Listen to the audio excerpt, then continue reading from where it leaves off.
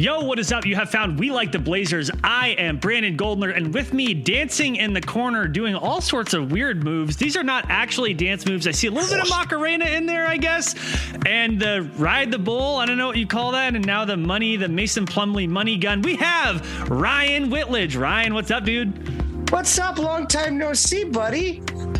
I'm here. I've been around. I've been existing. Yeah, if we would have kicked this till tomorrow, it would have been, I think, exactly a month since the last time we have been on an audio recording device together. There's been a lot, happening that's not basketball related. And frankly, for a while, it was getting pretty depressing in Blazerland. So I appreciate that you and KJ got on the pod last week because I just wasn't feeling it. But yeah, no, it's good to see you. How are your holidays? How are things? How are tricks? Holidays were good. I would say I ate way too much food, but that's typically my standard, to just constantly consume everything that is put in front of me. Like 19 people in my immediate social circle have all come down with COVID. And so there was the meme floating around on the internet of being the Mario running through the castle, dodging the lava balls. The wife and I got a really bad cold and we're like, well, all right, it found us. No, all the negative tests in the world and at home and then going into clinics and getting them done or driving through a Walgreens. Apparently, no, not COVID, just straight up bad timed cold. So I'm still Mario dodging these things, but other than that, I mean, hell, I even had to drive out to your place to go and when in my in-between to find a test. And thank you for that. I have one for you whenever you run one short. No problem at all. No, I'm glad I could help. Yeah, you told the story to me and sorry if you don't want me sharing it, but you went to a 7-Eleven to grab a test and some idiot in front of you grabbed 10 of them. And you're like, can I please have one for my wife who's symptomatic? And he's like, yeah, for $100. It's like, what is wrong with people? Anyway, whatever. I'm glad that you don't have COVID. And I still maintain I'm questionable about my insurance sending me the ones that are when they were sending them to me when I was building up my original stash before I'd use them all. I'm still questionable about that. My insurance was sending me the ones that the guy was buying at 7-Eleven. So I don't. Oh wow. I don't know. and I mean, so a couple things. One is I think that most people's health insurance at some point in the not too distant future will pay for at-home tests. And I think that today the federal government announced some couple $100 million that they are actually going to pay for directly. Another $500 million on top of the $500 million they already ordered, which is not perfect, but it's better than nothing. And I appreciate that. Actually, a little bit more politics news. Let's just say this: there's a lot of weird stuff happening that has nothing to do with basketball. But really quick, bad day to be an oath keeper. Bad day to be an oath keeper. The January 6th stuff that's going on. And then you have the news today about the settlement with Navient, which is the student loan provider that a lot of Navient, whatever. I don't give a shit. That a lot of people are going to get relief from their student loans. And I may be one of those people. Maybe my original student loans were served by Navient, but now they've been transferred to FedLoan. So I don't know. There's a lot going on in the world. There were holidays. There were Blazer slumps. There was news. I know that have we come out of a slump? Well, I think that there was a slump of optimism and a slump of not knowing what the path forward was going to be this season that I think has been clarified in actually a number of important ways. You did a good job putting together the outline, so I don't want to step on your toes. Where in this world of Blazers news and non-Blazers news would you like to start? And by the way, you have the option. You can either just start talking about something, or you can give listeners a preview of what we're going to talk about and then talk about it. I will leave it to you. You're the expert. You're the one wearing the Blazers gear. You're the one with the Blazers hutch. You have those beautiful Blazers basketball cards behind you. Courtesy of the mother-in-law, by the way, here. So nice. Oh, yeah, that's awesome. Yeah. Again, my family knows, just get me sports hoodies. And so I pretty much, the wife, when she gets the text that's like, hey, they want to know what to get you, I just let them know what sports affiliation I need more gear of. I had to purge a lot of old hoodies that were very well worn in and whatnot from Blazerland. So I had to refill the Blazer stash. Next year, I think I'm re-upping all my Ducks gear. So there's that. Nice. Actually, that's a good spring cleaning or whatever coming up. I need to actually get rid of some clothes. And anyway, that's not the point. The point is we're here to talk about Blazers, and talk about Blazers we will. Ryan, where do you want to start? This is one of the interesting parts of us not being in an affiliated podcast, being a Blue Wire or having to be beholden to sponsors, is the amount that we can kick the can down the road. But then when we actually decide to pick the can up, you look back and you're like, so a month ago when we talked, the Blazers were like 11-14. You know, they had just, I think, rested Dame for his first couple sets of games or whatnot. CJ was newly out, or I'm not even entirely sure if CJ was out with the lung issue by then. If he wasn't, or if he was, it was pretty like sure it was like brand new, like maybe 3 days before we had recorded. And here we are. I think the team's won like 4, maybe 5 games since then, you know, 2 in a row. Yeah. Yay. Going streaking. And, you know, a lot of people looked at the month of December as that was a very home heavy month. I think the Blazers at that point in time had only won 1, maybe 2 games on the road. And so we're like, all right, great. We have this amazing home record. So now is the time to just stack up wins and I'll just down the drain.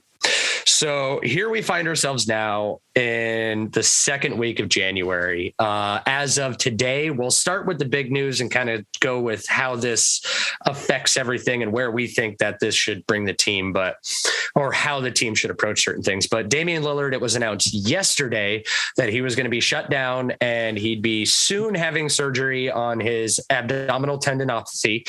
Which yesterday you said you'd call Sears. What? Sorry. I had to do it. Are you going in the Wayback Machine? What's that? Was that like an old commercial reference? Oh, yeah. What the hell was that? Okay, that was the Wayback Machine. All right. But God, I used to know the script by heart. It's like, what's the weather going to be like? Hotter than yesterday. Yesterday you said you'd call Sears. I'll call today. That. You'll call now. I'll call now. Something like that. Anyway, it's about air conditioning. So if you don't have an air conditioner, call Sears. Sorry. I think Sears is defunct now, so that is how outdated your reference is. And this is why we're not getting a sponsor. Shout out to Float Sears. On, by the way. Sorry, go for it. But no, Float On. What's Float On? We got to finish this thought poop before we get. So I don't know if did you listen to the podcast I edited with you and KJ? So Float On. No, I did not. Fair enough. Well, there you go. I see how much you care. Float On. They are awesome. They're a business on Hawthorne. They are float tanks. You go there, you go into these private, fully sanitized float tanks that are full of salt water, and you go in, it's like sensory deprivation. So it's like 94-degree water, which is the correct temperature where you can't tell the difference between where your skin ends and the water begins. And the lights go off and you're in this private room in this private tank and you just float for like an hour and a half. And it's incredible. And so I just wanted to give them a shout out because I did get myself and Cassie, I guess I should start with Cassie for her birthday, a 90-minute float, and got myself a 90-minute float so that we can go together. But anyway, shout out to them. I just want to give a shout out to local businesses in Portland. I don't care if they sponsor us or not. I think it's important. I hate corporations, even though I take advantage of them frequently. So shout out to Float On. Okay, we got our Sears plug-in. We got our Float On plug-in. I'm all nope for that. The show Are You Afraid of the Dark cured me of ever wanting to be alone in water. I'm just going to leave it at that. Well, fair enough. It's you've never taken a bath and turned the lights out? I hate baths. Why do you hate baths? Oh, whatever. Okay, fine. All right, God made showers for a reason. And I'm sure Damian Lillard takes showers. So, segue, professional. Take a quick shower and then take a bath. Take the rinse and then you take a bath. It's relaxing. That's why you take a bath. I've heard you still need to finish that up with a shower. But anyways, all right, fine, Dame. Not if you do the rinse first. All right, stop derailing us. You're doing great. Okay, sorry. So yeah, it came out yesterday that he was going to be shut down. He was going to be soon to be having the surgery. I think the only reason that anybody found out that news is because his surgery was scheduled for today and he underwent successful surgery. And it is said that he will be reevaluated anywhere in 5 to 8 weeks. So Brandon, I want to say back, you threw out some cocky sniff tweets in November, or from November, in which you had said shut him down for a month, something that I had laughed at the time. And Brandon Sprague also laughed at it. Brandon Sprague laughed at it, but I've texted with Sprague, and him and I were both of the same opinion, where it was, if you're going to shut him down for this, have him get the surgery and have it be long-term. And so that was kind of my thought process at the time, or at least the retroactive history I'm going to try to now sell everyone, is that was my thought process at the time. is that don't shut him down for just 1 month. Shut him down. If you're going to do the surgery, or if you're going to shut him down and do the surgery and have it be long-term. So that's now the crossroads that we find ourselves at. And part of me wants to say that, yay. I mean, the team has killed my soul. They've murdered my optimism. The glass is no longer half full. The glass got bitch slapped off the side of the table for me.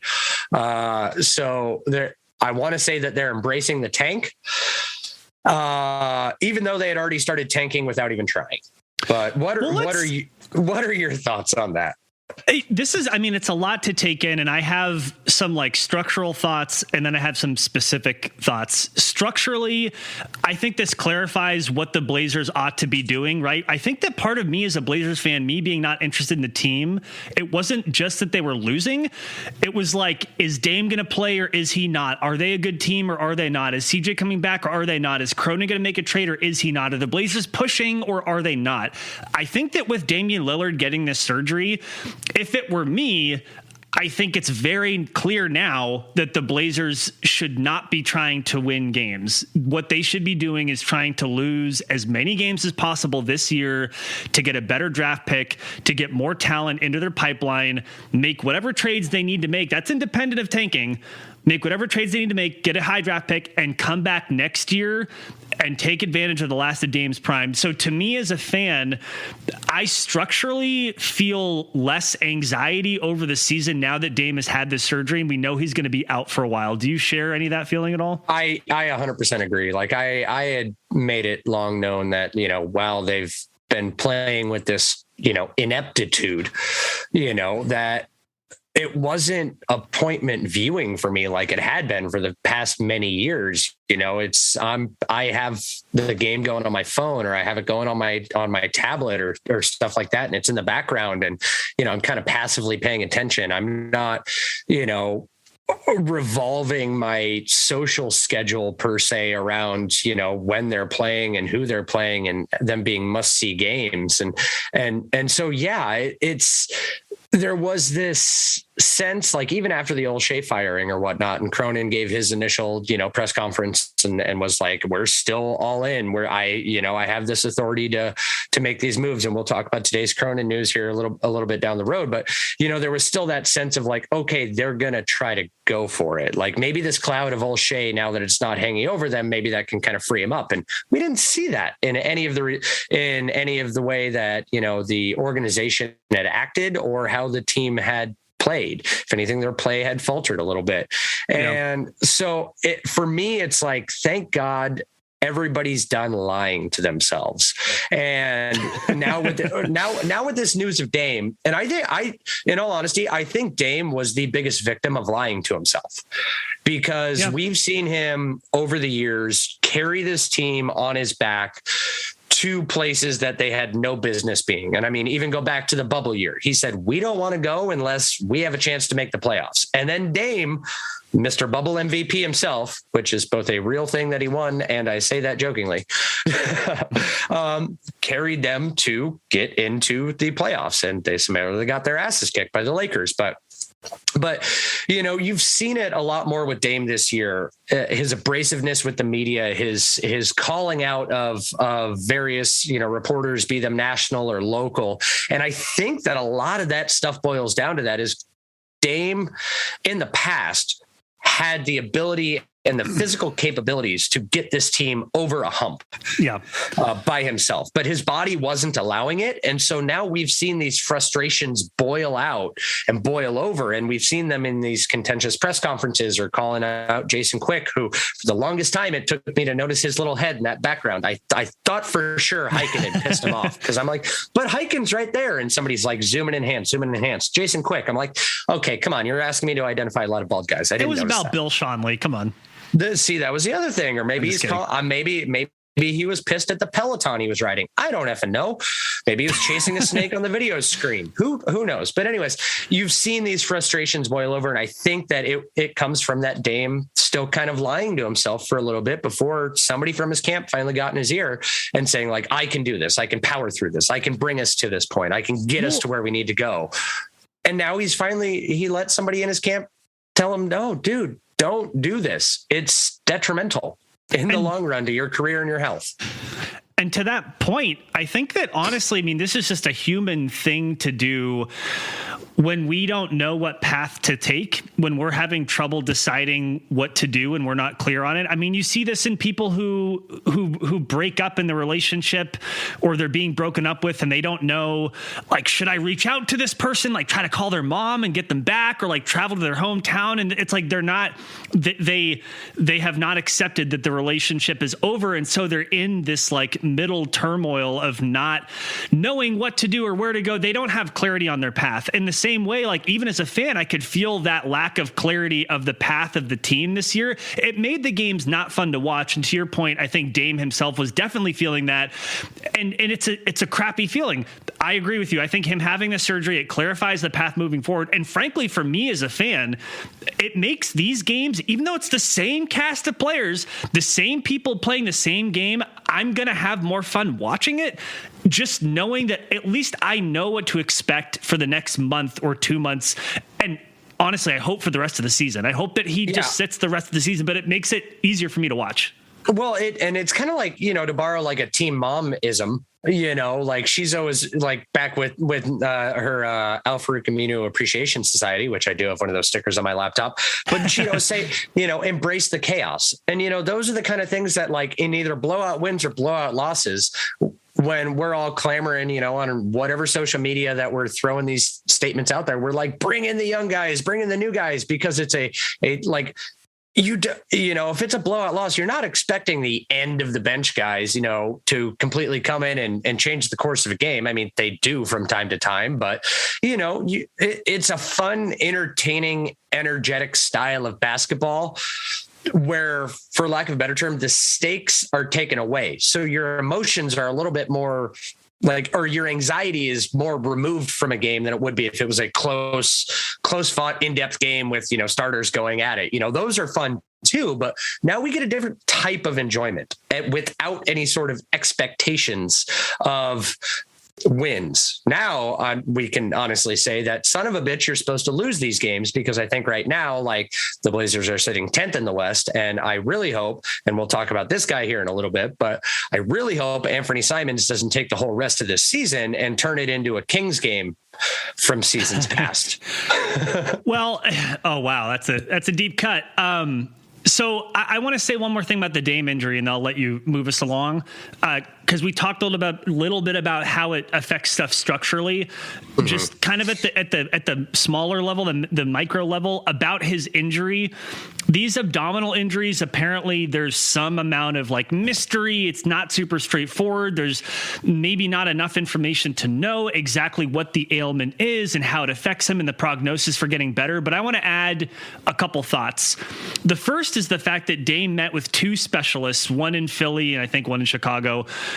The fact that two specialists told him that they recommend that he get surgery, that in their medical view, that having surgery will be useful, that is a good thing. It's not such a great thing when you have a chronic injury and people are telling you there's nothing we can do, you have to just manage it.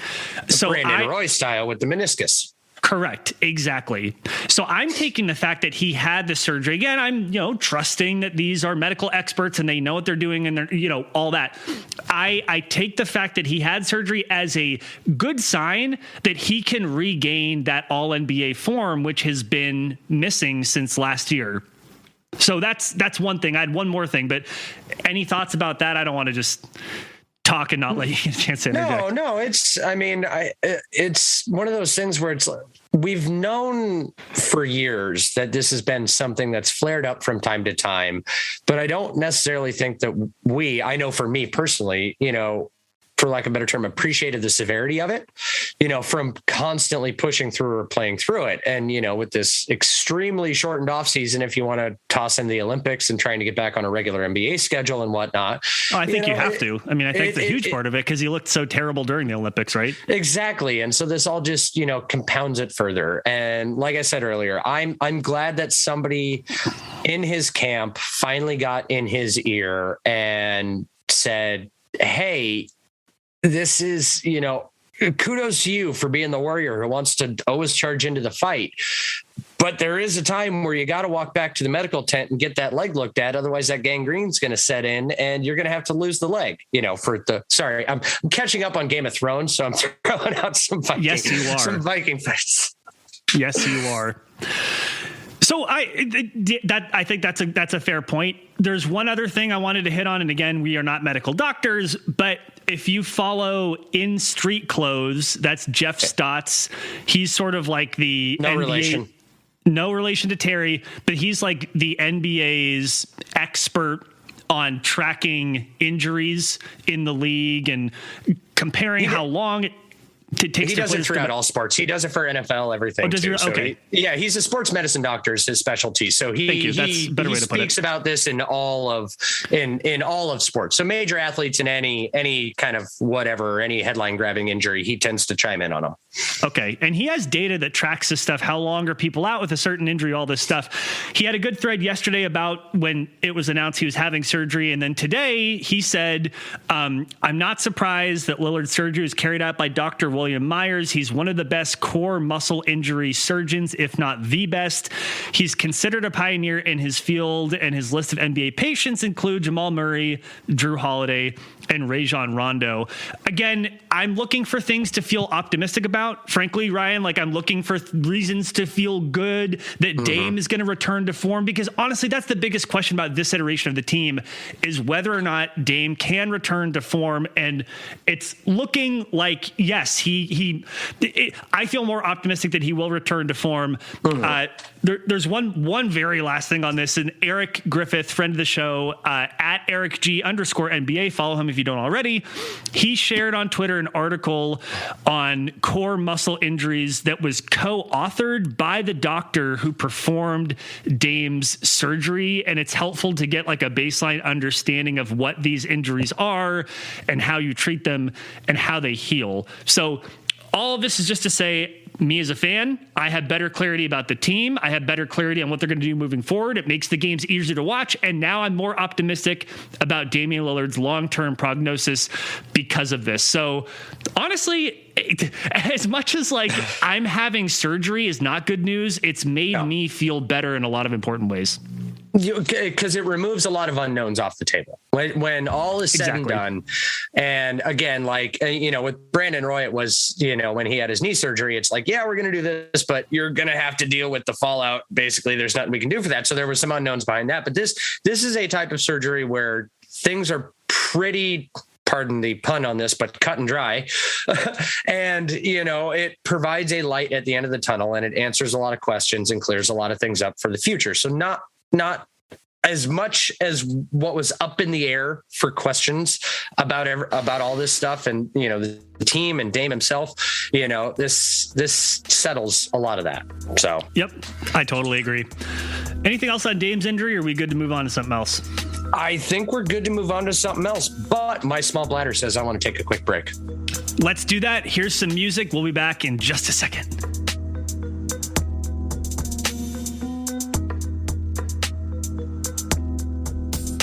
All right, so we're back.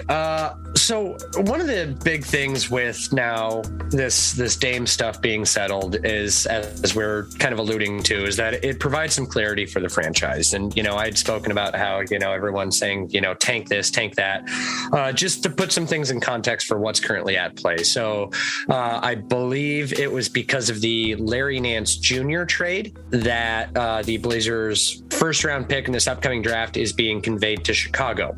But that is lottery protected. Lottery protected, for those not in the know, is everything from if you make the playoffs, you lose your pick in the Blazers terms. But lottery covers 1 through 14. This pick has some very strange language to it, and it can be conveyed anytime between this upcoming draft and the 2028 draft. So there is the ability for them to kick the can down the road on this. But basically, if the Blazers finish within the top 14, they get to keep their pick. And that is something that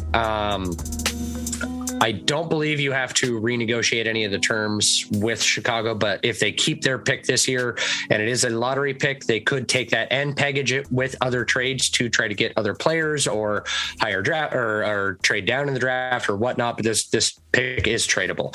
But as it stands right now, this team has a path to, for the first time, finally do something meaningful without a narcissistic asshole at the reins.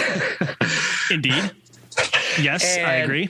So I'm trying to remember the last time that the franchise was at this kind of crossroads. And a lot of people want to allude to that it's when LaMarcus Aldridge left, but I kind of feel that it was a lot steadier in terms of the future when LaMarcus left, because we already had Dame, at least. And that was 2014-15. So he had already been a couple years established in the league. So I'm going all the way back to the Odin draft kind of thing. And I'm not saying, and I'm not trying to allude to that. Hey, Blazers, number one pick. By the way, if they get the number one pick, please don't pick the toothpick of Chet Holmgren. But anyways, it's a topic for another day. I've done no college scouting and I have no opinion on these people. I should probably start looking, though, to be honest.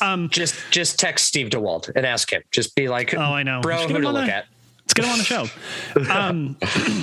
show. So yes, the uncertainty that the Blazers face now is pretty significant, and the choices they make now create lots of different possible paths. I do see what you're saying. When LaMarcus Aldridge left, the path forward, it wasn't certain, but the general outline was clear.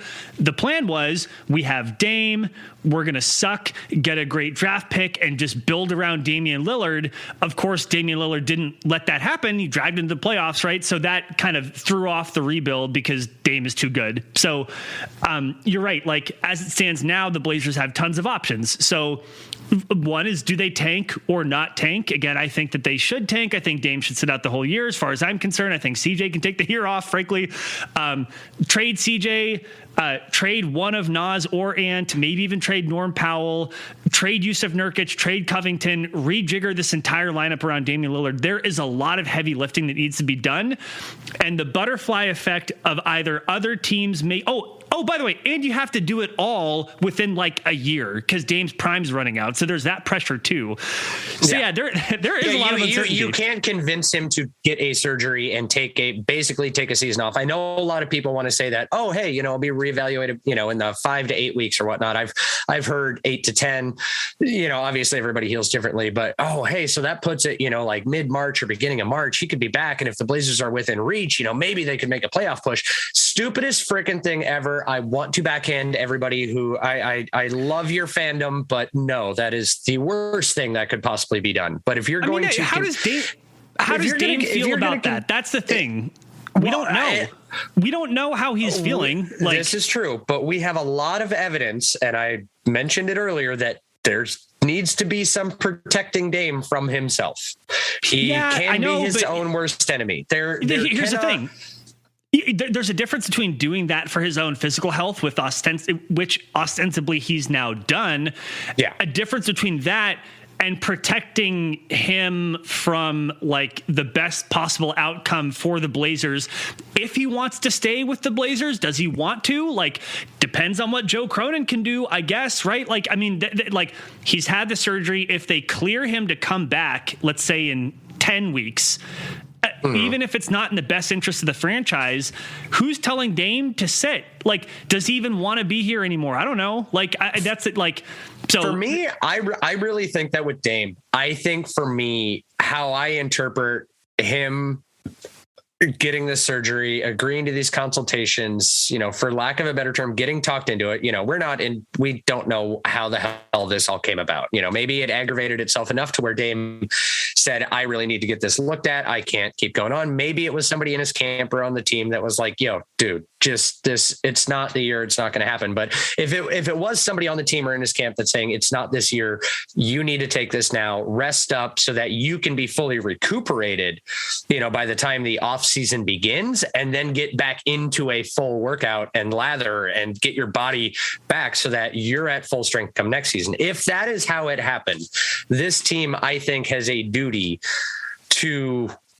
or this organization. I want to make a difference because when I say team, I'm gonna be referencing the players. When I say organization, I mean the organization as a whole. This organization has a duty to set this up. Duty. Has a responsibility to set this up so that convincing Dame to take this route is not for a loss. I don't expect the team to tank because NBA players don't tank, because not all NBA players are franchise players, and they have to play for their next contracts, and they have to play for, the question is Dame playing or not, though, is how much of that is an organizational decision and how much of that is his decision. How much equity does the organization have with Dame to convince him of that? And again, think about this. Like, if Dame is thinking, I don't see a path forward to a championship in Portland. Like, Cronin doesn't make the trades before the deadline. Whatever happens, Dame is feeling different about it. Maybe he feels, for his own personal leverage, hey, I want to come back. I want to show that I'm healthy. I want to be able to have more leverage to demand a trade where I want to go. Like, that's not totally out of the question. I'm not saying that's going to happen. I'm just saying that, like, people shouldn't be shocked if that is one of the possible futures. I wouldn't be. It's not my reading of the tea leaves, for lack of a better term, but So, okay, hold on. Let's talk about that. Okay, what is your reading of the tea leaves? Do you think that is your best guess that Dame basically wants to punt the season so the Blazers get a better draft pick and that they come back and really give it a shot next year in Portland? Do you think that's what's happening? Do you think Dame is on board for that? I don't think that's how Dame thinks, but I think I don't think that's how Dame thinks, but I think that's how Dame thinks. I don't think NBA players. What? I don't think NBA players. The hell does that mean? Or star players think of it as though I am going to punt and quit on a season, and I would like a new and up and coming player to please come in so that I have a better chance of winning. I think that's a very fan perspective-y way of looking at it. How I would say that Dame is thinking about it is that my body is not going to be able to maintain this for another 41 games. And if I can do my part to get us to the playoffs, I do not feel my body sustaining it through this. Yes, I agree that it is in my best interest to get this taken care of now. And that relieves the organization of expectations of a playoff berth or playoff success, in which they may be a little more free to make moves so that me and we can win next year. Does that line of demarcation make sense? Okay. I see where you're going with this. What I feel like you're doing, semantics game. I'm playing the semantics game. You are. And here's what I'm going to challenge you to do is strip away, because what you're mixing is, by the way, we're both speculating. Okay, we get it. But I feel like you're mixing what Dame might be thinking with what Dame hopes is the perception of what's happening. I want to ignore Dame's perception management, which, by the way, he does care about. So I'm not discounting that. I'm just curious if you believe, if you were to, truth serum Dame, I don't think it's unreasonable to expect that maybe he does say, we're not good enough this year. We have a chance to be better next year through the draft, through trades. It's in my best interest, if I want to win a championship here, that I don't come back this year. And I guess maybe it's an unfair question to ask, is that what you think Dame thinks? Because we don't know. But so maybe it's a rhetorical question. You don't really have to answer it. I just want people to think about that. That is what I think Dame thinks. Okay, fair enough. So that's fair. And I do agree with you how Dame manages that message through the media. I mean, you already saw it with Chris Haynes comes out and says, well, Sergio's successful. He might be back even sooner. I don't think Dame wants people thinking that he wants to sit out the whole year. If Dame sits out the whole year, there's going to be all sorts of articles from Chris Haynes that comes out about he got evaluated and they said it was there's going to be Dame is going to try to provide cover for himself to prevent saying, hey, I'm just sitting out the whole year. You're right about that. Yeah. Which, by the way, I want to say this. I wish we lived in a world where people like Damian Lillard, who have proven their value to this franchise again and again, can simply say, I don't want to play this year because we suck, but I do want to come back next year. I wish he could say that. That would be awesome. Dude, he's earned the right to say that, if that's what he's thinking. I agree. He's earned the right to say that. I would also say that Stephen Curry has earned the right to say that. And he didn't hear those words leave his lips at one point in time during Golden State's down years. They did all of their best to put out the PR spin on that. But nobody wants to hear that they're sports heroes, or that these people that you're putting your body on the line, you're laying it all out there. The ultimate goal is to win a championship. Nobody ever wants to hear that the people that they root for are going to quit and punt. It just, no matter nobody how cares noble, if you win a ring. No one cares if you come back next year and win. Like, no one's going to care that Dame sat out. People are going to praise him for sitting out. If the Blazers come back next year and they win like 57 games and they're like a Western Conference favorite and they're looking scary, like, no one's going to give a shit that Dame sat out this year. They're going to praise him for it. Yeah, well, everybody will forget about it and just be like, hey, that was a smart decision. But again, I do wish that we could just hear his unvarnished view, but that's not the way the world works. And, I don't begrudge him that. Okay. I would also like to own a unicorn. But the one person what would you do with the unicorn, and where would you keep it? That's a question for another day. Please continue. Well, I definitely need to have bought a house by then and be out of the apartment, because technically I'm one of the rare apartments that does have a little plot of grass right outside my front area. So if I could convince them to let me knock out the front kitchen window right there, it could be that old barn style feed area. So anyways, there you go. But the one person right now that seems like they're going to do their damnedest to throw a wrench into it is one of what I feel is the Blazers' best trade piece. And that's Anfernee Simons. No Dame, no CJ for the last couple games, no Norm. Ant was handed the keys to the car, and he is driving that thing like a finely effing tuned Ferrari. Vroom, vroom, baby. Yeah, he looks great. I mean, I don't know if you want to just spit the stats, but if we're looking at how he has been looking over the past, let's say, 5 games. I mean, by the way, Anfernee Simons was one of the honorable mentions for Western Conference Player of the Week. He fully deserved it. He's been shooting over. But Ja Morant tried to do a backflip over a backboard, so that kind of sealed it. Wow, Ja Morant and the Grizzlies, man, the Grizzlies are cool. Like, I feel so good for their fans like that. I've always kind of liked the Grizzlies low key. Maybe it's because Zach Randolph being there, but so Anfernee Simons over the last 5 games, over 50% shooting. He's been almost 45% from 3 on 12 attempts per game, which is like nutty numbers, averaging 28 points, 7.5 dimes. And that may be the most important part right there, the 7.5 dimes, because Anfernee Simons looks different. I mean, when I'm tuning into games, when I'm seeing this guy, he is not afraid to drive into contact. He's not afraid. I mean, he's starting to develop these insane acrobatic finishes and absorbing contact. I mean, he's not the biggest guy, but he's getting a little bit bigger. His facilitation is so much more on point. His ability to pace the game is so much better. And you add that on top of the fact that he's an incredible shooter. It's been so fun watching his development. And I mean, to your point, throwing a wrench into the Blazers tank. Yes. And for the betterment of the team, I also mentioned him as a trade piece.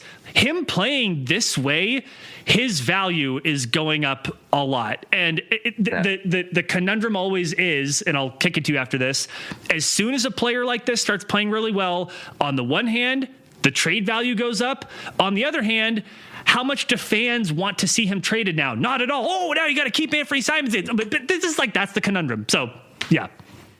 Trade his ass. There's my thoughts. Okay. I will say this, that wait, hold on. What deal is he facilitating? Because it's not, you can't balance salary on his contract. So he is being included with a larger salary as a talent sweetener, right? So what kind of trade does that look like? He is a kicker. At this point in time, kind of watching around, I know that the Hawks just pulled off a trade, with the Knicks or whatnot today. It's kind of, I don't know if that quote unquote. It's not even a trade. I don't know if it quote unquote opens trade season. It was weird because we all thought that as soon as that, arbitrary, December 15th or whatever deadline passed, that I personally thought we'd see a little more, but with all the COVID shutdowns and whatnot that have gone on in the league, I feel as though that kind of put a little bit of a pause on getting things started off. But, it's always been, I think we speculated at the beginning of the season that the Blazers are probably going to try to get under, a luxury tax line by moving Nurk or moving Rocco or doing some shenanery with one of these minimum vet guys, to shed their $2 to $3 million that they have to get under. If we could, trade CJ, but what kind of extra assets or pieces are we putting in there to trade him to get a caliber player back? But I think I don't see a lot of trades across the league, but especially with the Blazers, in which they're going to be 1-for-1s. I feel as though that we're going to see a decent amount of 3-team deals, a little more than we're maybe used to seeing.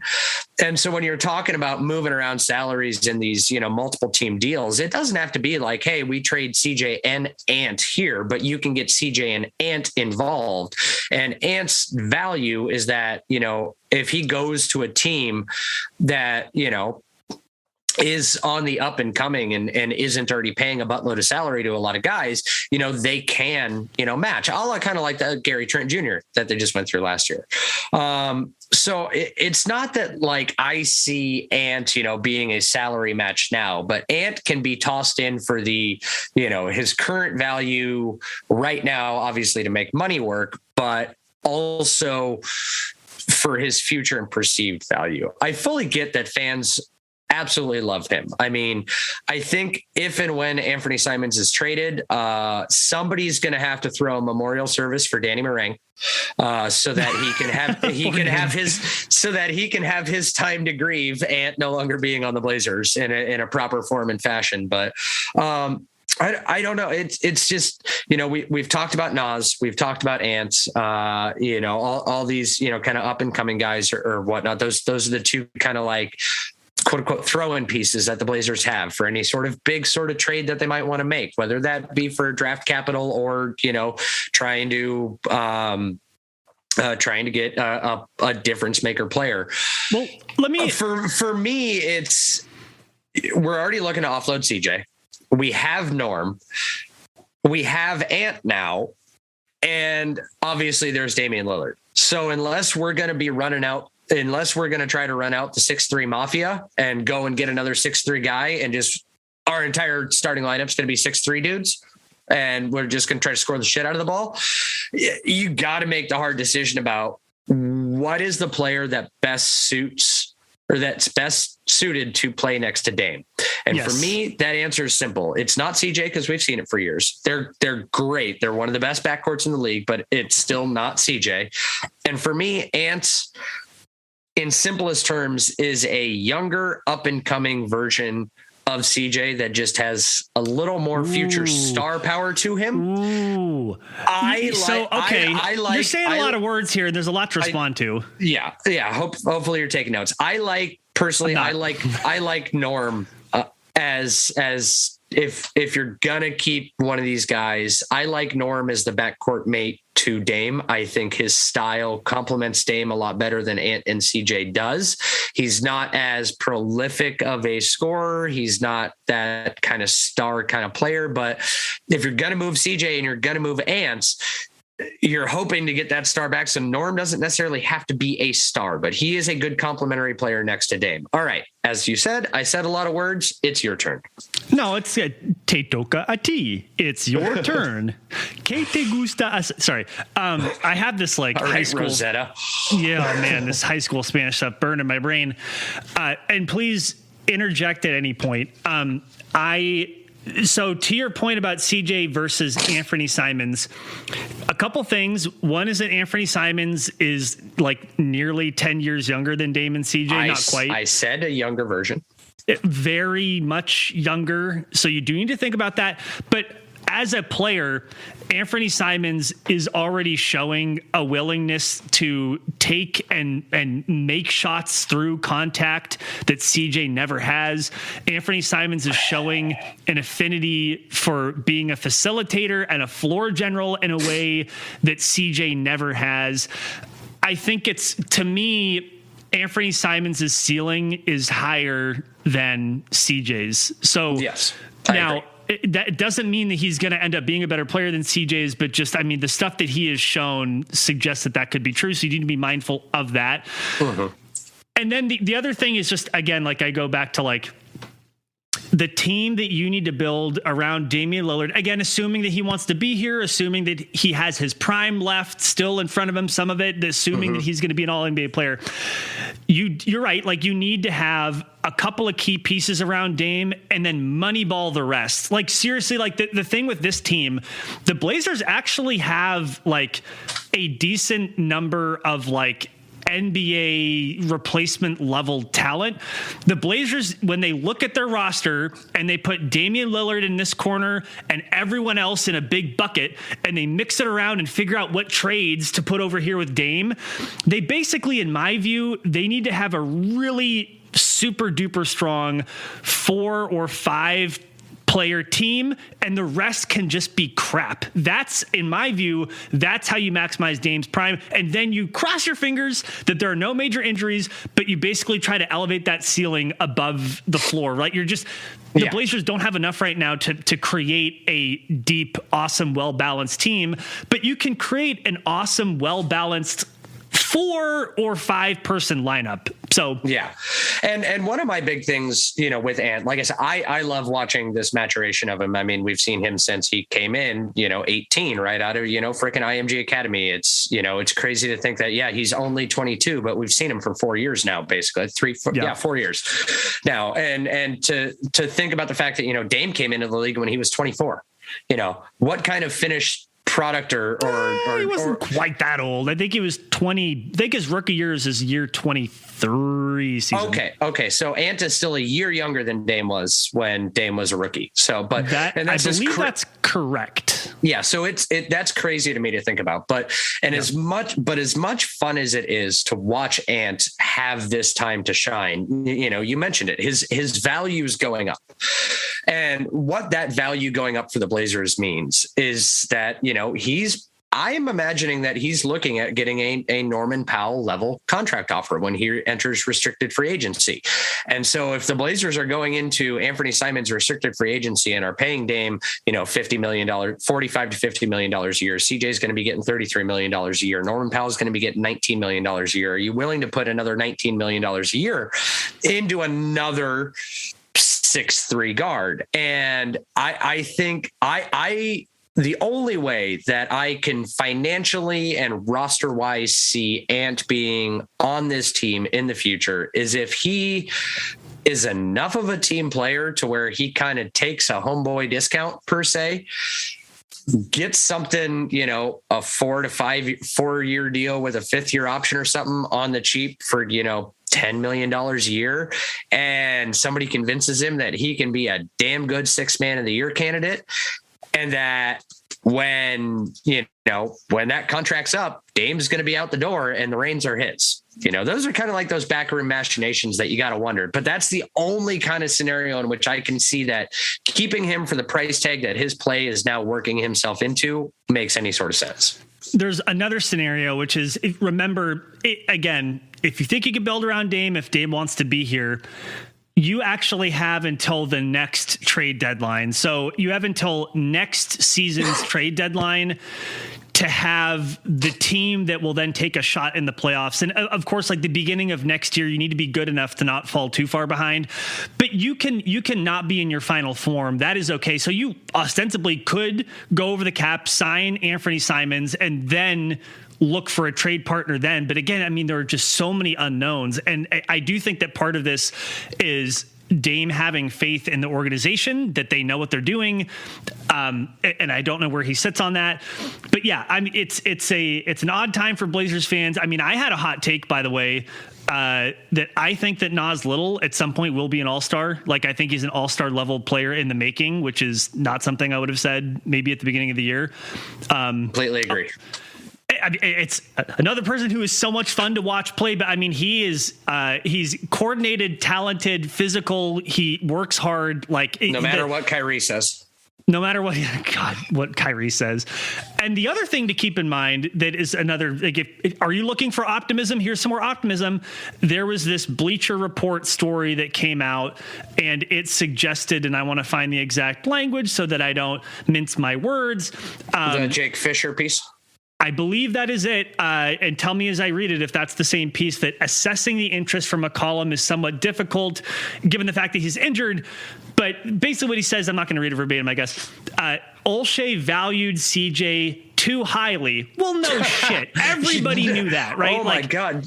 I can't believe it, right? Like, they didn't trade CJ because he valued him too much. So, but now that the Blazers may be appropriately valuing CJ McCollum, he might have value around the league. So that's some good news. It's like if Cronin, again, if he's being valued appropriately, then yes, then maybe you could get something in return for CJ. And that, if that's true, and again, we are deep into like speculation land and people pulling stuff out of their butts land ahead of the trade deadline. But if that's true, that's also good news and something to feel good about. Yeah. Olshey valued McCollum, and I love McCollum as a player. I absolutely love him as a person. You know, I've long told my personal stories dealing with him. You know, so your wife is jealous of him. I know that. Yeah. You know, he's a great big spoon. Very warm. Very. That's right. Very. Yep. But no, it's. Olshey valued him to the point where, like, he was probably miffed on why Daryl Morey was like, no, I'm not going to do a straight up CJ for Ben Simmons swap, as opposed to. Speaking of overvaluing. Yeah. The two people who want to overvalue their toys more than anybody else in the playground. Yep, exactly. but yeah, so no, that I read through that Jake Fisher piece, and that is the one, and that does provide me hope that there is at least something leaking out from the Blazers organization that things have been put in perspective that we have not necessarily seen in the last decade or so. Indeed. For me, before we kind of jump into a little bit of a catch-all, that just to get any sort of lingering Blazer stuff we do the Cronin off our plates, news. We'll get there. But before I do, I'm going to outline how I want / hope the rest of this offseason goes, and kind of the order of operations into going into next offseason. And I either want you to agree with me, or if you disagree, give me what your hope or what your perceived picture of how they'll take things is, if you'll indulge me per se. Okay. All right. My hope here is that as much as I love him, because I really wanted to buy one of Rocco's jerseys, both Rocco and Nurk at the deadline are shipped off as expiring contracts for just kind of some random blue chip players. I don't even necessarily need somebody long term, but just if you got to send both of them off to get one guy back that's a decent guy, whatever, do that. But both Rocco and Nurk gone at the deadline. Blazers, I want to say fully embrace the tank, but again, I maintain they have accidentally been embracing the tank since the last time we recorded a podcast. So they're doing great, but just maintain it, and if you can end up, by God, in the top 3 or 4, absolutely fantastic. There's a lot of decent power forwards that are in this upcoming draft that I think can very much help the Blazers, even coming in as rookies, if you throw them into kind of a starting lineup. And then going into the off season, I would like to see some form of package of CJ and Ant sent out, whether that be in an immediate one-on-one trade or part of a larger multi-team deal, but see those two guys, sent out to maximize value. I know, obviously, because with Ant, it probably more realistically, you'd get him moved by the deadline, because why would you trade for him or do a sign and trade when he's a restricted free agent? You can just offer whatever. Blah, blah, blah, semantics there. But I want to keep Nas. Obviously, Dame stays. High draft pick. And kind of come back later. People from this roster that I'd like to see be back next year that are, quote unquote question marks. I don't have a problem with Cody Zeller, and he's cheap. I'm fine with that. But at the same point in time, replacement centers are kind of a dime a dozen. So whatever. Keep him in the system. That's fine. Yeah. Larry Nance Jr., I love him. I love him because he's one of the few guys who constantly gives a shit and is yelling at everybody else on the court for why the fuck are you doing that when they make a mistake. Absolutely love it. Larry Nance Jr., keep him. Dennis Smith Jr., he just got picked up. His non-guaranteed contract just last week got picked up, guaranteed through the rest of the year. Always good to have a legit backup point guard. It's one of the things that the Blazers kind of lacked, especially under Olshe's tenure, when he kind of forced Stotts to just constantly, why am I blanking on the word? Interchange? There we go. Dame and CJ in with the second unit as the person running it. But that's kind of like my overview on my perfect how the rest of this season will go. That's great. I mean, I will say I like it. That sounds good to me. I'm agreeable with that. I think that is one possible future. It's so interesting, especially now that I have talked myself into thinking about not just this trade deadline, but next year's trade deadline, which is a little bit more than my puny pea-sized fan brain can handle, because I want all the trades and all the change to happen now. I want to see the path forward today, right? Like, you and I are both impatient. So while we very much feel alleviated by the burden of expectations, the unknown will drive us insane. Oh, for sure. 100%. And it's hard to, it's hard to even start I even appreciate you put the mental energy into mapping out one possible future, because every time I try to do that, it gets hard and complicated. And there are lots of different ways things could go. So I don't know. We'll see. If I'm a fan, so I like your vision. I'm on board with it. If I'm a fan, things that I'm looking for in the coming days and weeks, it's not this piddly little trade that happened today.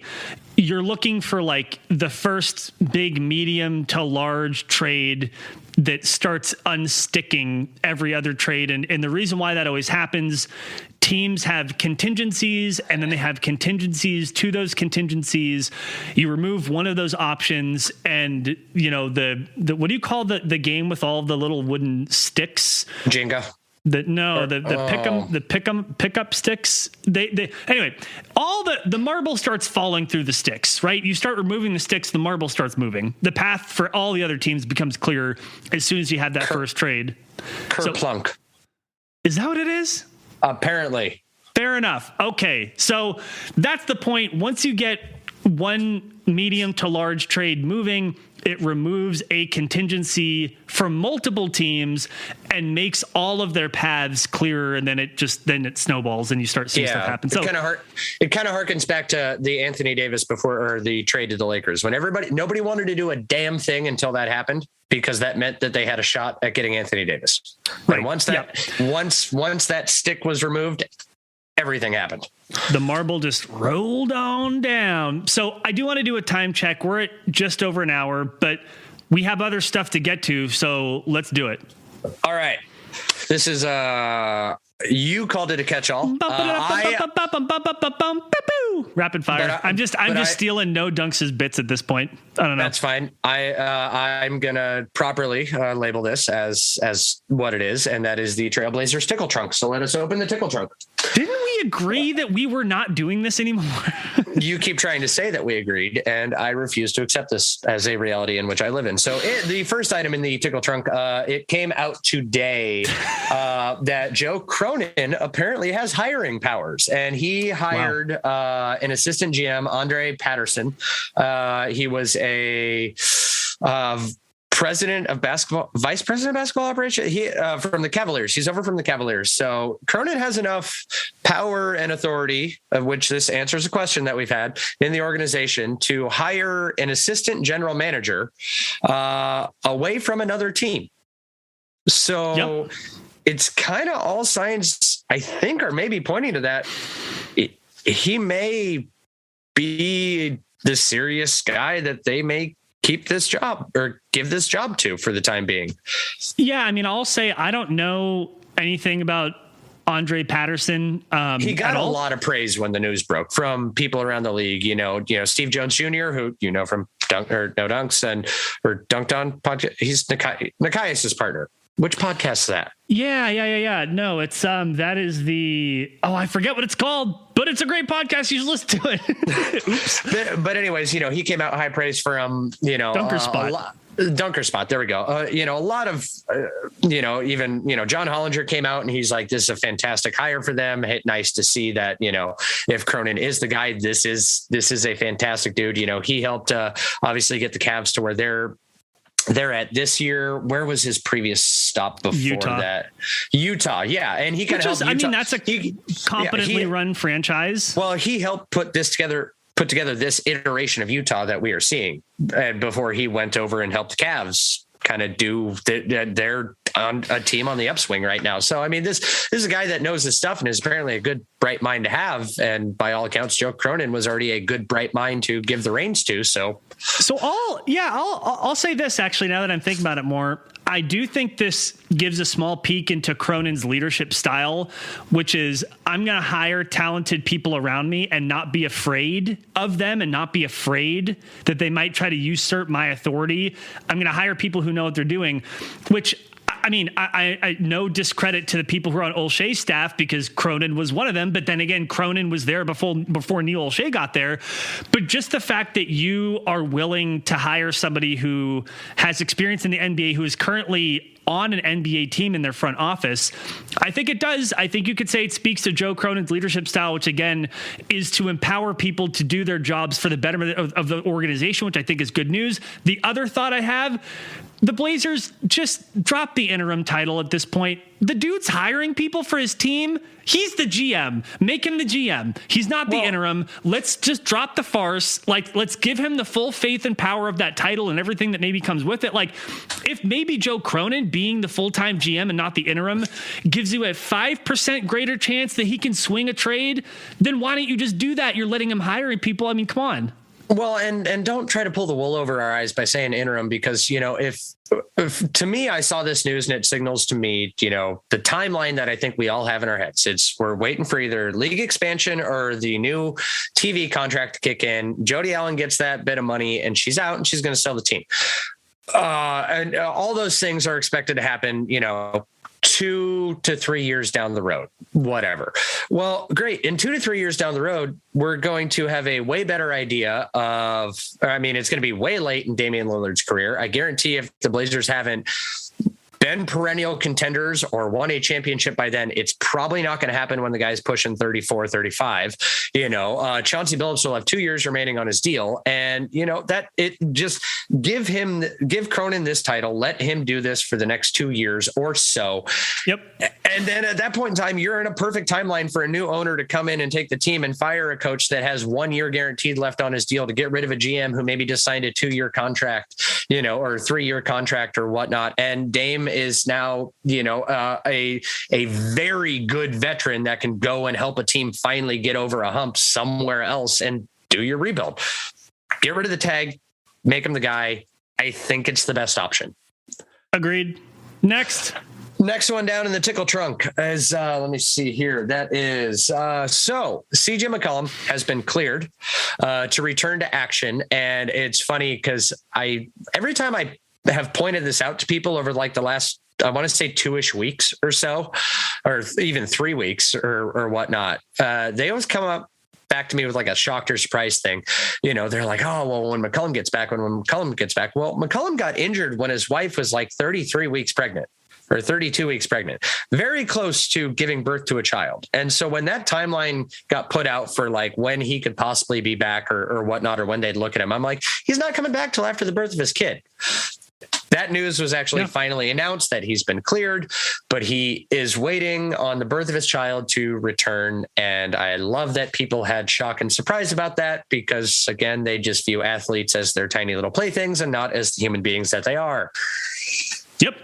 I agree. Yeah, I think CJ can take as much time as he needs, especially like the birth of your child, and particularly your first child. It's not something that will ever happen again. And yeah, I agree. In my view, take all the time that you need. Yeah. Yeah. No, I totally agree with you. I think take all the time you need.